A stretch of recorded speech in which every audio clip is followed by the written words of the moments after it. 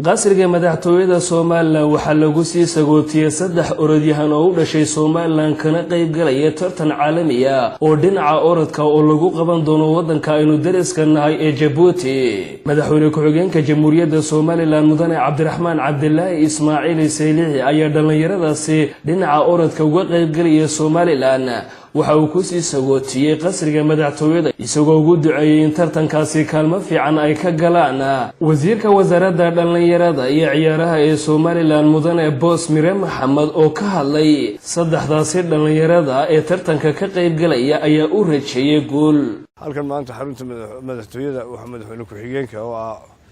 kusibaha madaxweynaha Jamhuuriyadda Soomaaliland oo halkan kula kulmay kulan dhiirigelina ciyaartooygii orodadeenna ku soo baxay tartanada orodadeena oo ka qayb gali doona 800 mitir 500 mitir iyo 300 mitir saddexdaa inanoo uu dhiirigelin u sii sameynayay insha Allah waxaan laga baqaa bari mooye ila berito ama saada 15 ku ka dhacaya Djibouti waan noo sii qaadaynaa halkaas aanu tagaynaa dhiirigelin buu ahaa waxa uu soo maray madaxweyne ku-xigeenka isaguna aad buu sii dhiirigeliyay maadaama ay sitaan qaranka dareyskiisii ay huwa yihiin Soomaaliland ay ku ordi doonaan dalugoodaas oo sii ducaynay guul loo keenan deelayna. Axmed Saki Daahir Xasan warbaahinta qaranka Soomaaliland qasriga madaxtooyada Soomaaliland ee Hargeysa.